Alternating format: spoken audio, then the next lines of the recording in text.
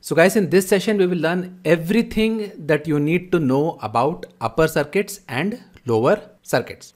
So we'll talk about what are upper and lower circuit limits, how to check the circuit limits of individual stocks, what is the real life importance of circuit limits, because a lot of people, they don't understand what happens if your stock gets stuck in a circuit limit, then what should you do? So we'll discuss about that, and we will do this with tons of real life examples so that everything becomes ultra clear. So first thing first, let's answer this question. What are circuit limits? So circuit limits are set by stock exchanges to restrict the maximum movement of a stock in a single day. So by setting the circuit limits, the stock exchanges are telling us that this particular stock cannot go beyond a certain percentage in one day, no matter what happens. So for example, let's say a stock yesterday, let's say closed at 100 rupees, right? So the stock exchanges will say for the next day, I don't want this stock to go beyond, let's say 20%. So my upper circuit limit in this particular case will be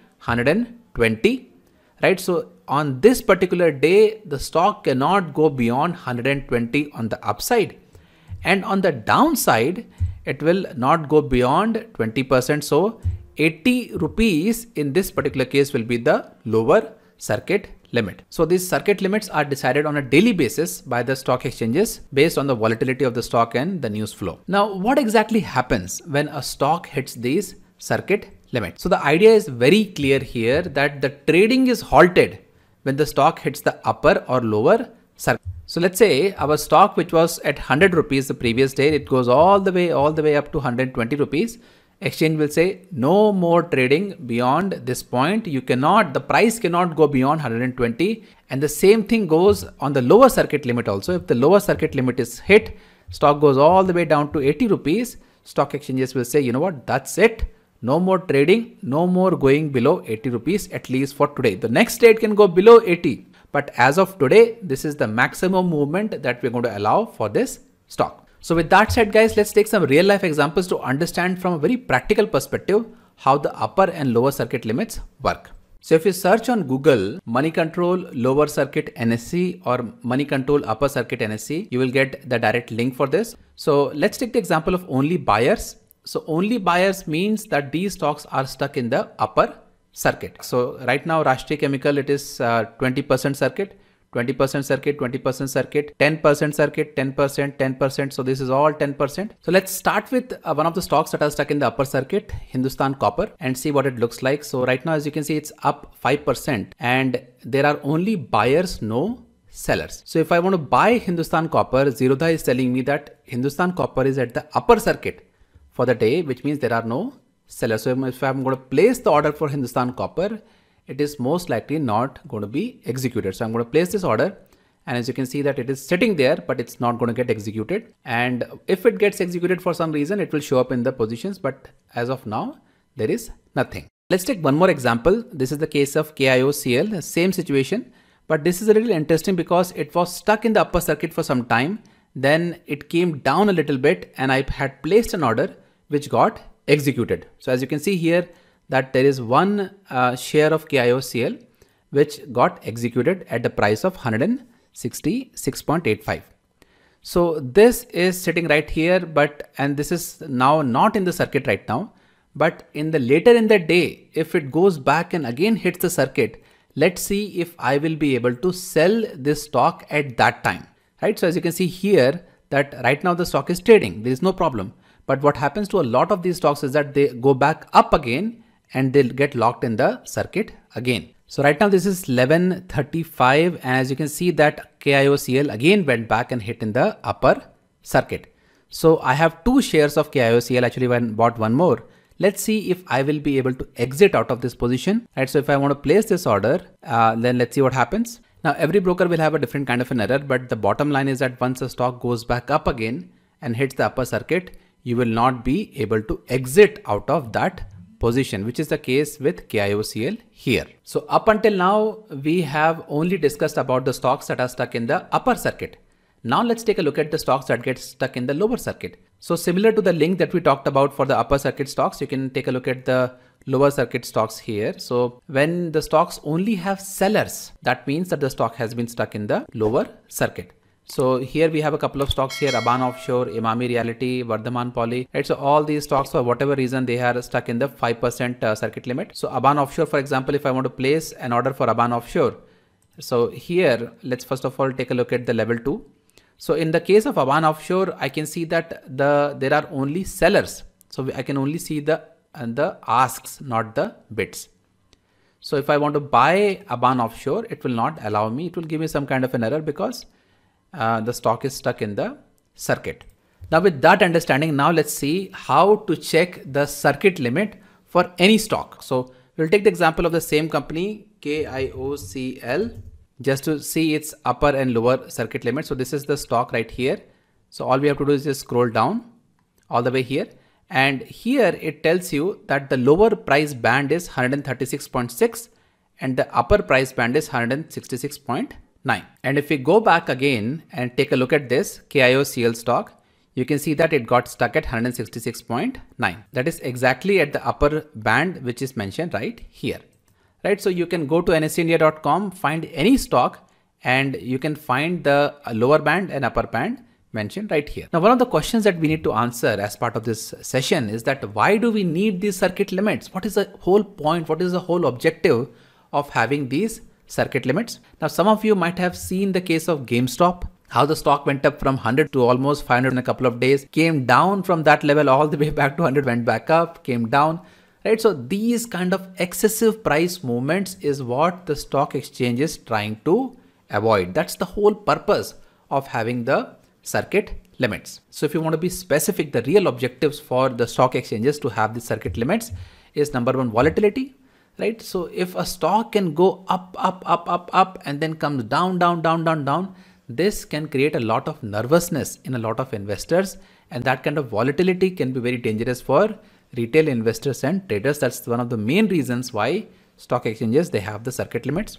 The second reason is excessive speculation. Right? So when a stock goes up, like GameStop, for example, it's a perfect example. So that creates a lot of speculation in minds of retail traders. They again think, okay, if I buy it right now, probably I can also make money. And this kind of mentality becomes the root of huge losses. So by restricting the movement of a stock to a certain percentage within one day, they are curbing this excessive speculation. And last but not the least, guys, manipulation. A lot of stock operators, they are known to create manipulation. And that is one of the things that the exchanges have tried to avoid. And eventually, for doing all these things, the idea behind this is to avoid losses for innocent investors, because people don't understand what kind of manipulation can go on and what kind of dangers that they are getting themselves into, what kind of damage that they can do to their capital if they get into speculative stocks.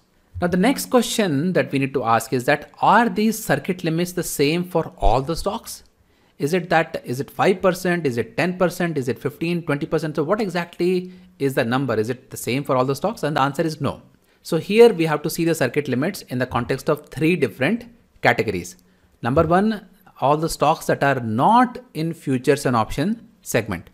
So those of you who are not aware of futures and option segment, there are about 200 to 300 stocks that are in the futures and option segment. Rest of all the stocks, thousands of other stocks that are out there, they belong to this category. So this is the biggest category. Second categories are, of course, those 200 to 300 stocks that are in the futures and options segment, and that is why they are called as F&O stocks. And then we have a special category for the market wide circuit limit. So we also have circuit limit for the market itself, for the Nifty itself, that how much movement can the index itself make within one day. So we'll talk about each of them one by one. So let's start with the non-F&O stocks. So over 90% of the stocks will belong to this category. So for non-F&O stocks, the rule is very simple. Exchanges, they have set the limit of 5%, 10% or 20% depending on the stock. So if the stock is a very small stock and it is prone to manipulation, the circuit limit will be of 5%. But if it's a relatively stable stock, it can be of 10%. And for a bigger company, it can even go up to 20%. So, but 20% is the maximum. You cannot have a stock which is going beyond 20% if it belongs to the non-F&O category. So most of the stocks that they belong to this category. So the maximum that they can move within one day will be 20%. Now the second category or the second scenario is of the F&O stocks, because for F&O stocks, they don't really have a fixed circuit limit. In fact, they don't have any circuit limits as of now. So as of now, what they have is a dynamic circuit limit. Now, what does it actually mean?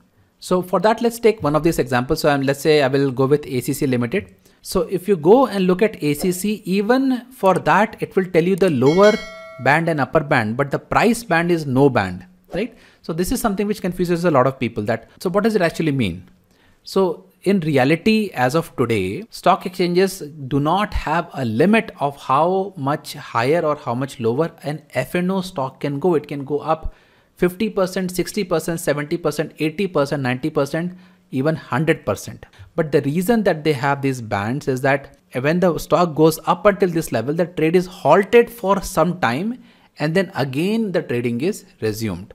So it is more of a pause than a stop in the trade for the rest of the day. So we have seen cases of Yes Bank, we have seen cases of PC Jewelers, we have seen cases of a lot of other stocks that have fallen, let's say 50-60% within one day, or have gone up 70-80-90% in one day also.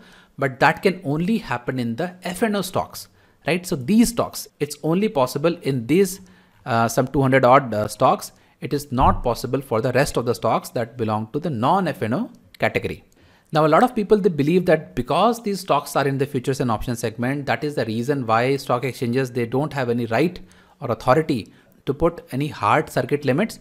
But that is actually not the case, because SEBI, who is the market regulator, is proposing circuit filters for F&O segment to curb price volatility as well, right? So because we have seen certain cases like Yes Bank and PC Jewelers where the stocks have gone up and gone down too much, and that can hurt the retail traders and retail investors, SEBI has proposed to have circuit filters for F&O segment as well. Now, this has not been approved yet, and this has still been debated. A lot of people believe that it's for F&O segment, you don't need to have the circuit filters, but the debate is still on, and I will not be surprised at some point of time if SEBI puts that percentage to 20% for all the stocks. Doesn't matter it's for F&O or non-F&O. Now, the third category, which is the most interesting one, is the market-wide circuit limit. So we are not talking about any individual stock. There are days when the whole market, where the benchmark index, that is Sensex and Nifty itself, can go and make a move of 10%, 15%. So the stock exchanges, they have certain rules when it comes to the market-wide price movement. So this is the guideline that the exchanges have given us, that if the market, which is Nifty or Sensex for that matter, it goes 10% up or 10% down before this time, then market will halt trading for 45 minutes.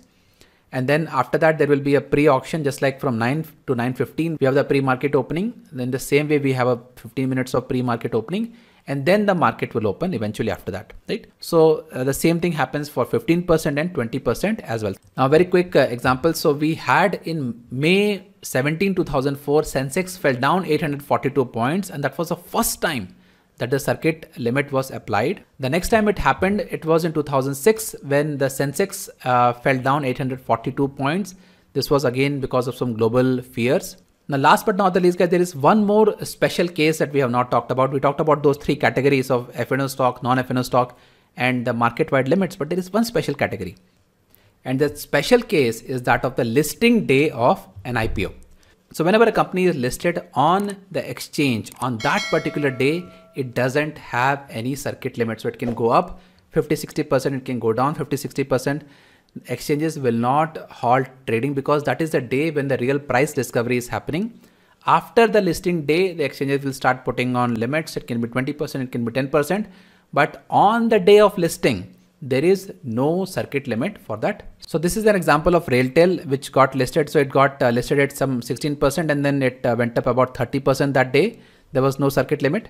The next day it kept going higher and higher, and as you can see all these dots, the next day the circuit limit of 20% was applied, and even the day after it was applied, but on the day of listing there was no circuit limit. So guys, I hope that with this particular session you got a good understanding of the circuit limits, the real life implications of having the circuit limits, why they are done the way they are done, and how that changes from non-F&O to F&O to market wide. And there are more things that we couldn't talk about in this session, so we'll talk about that in future sessions.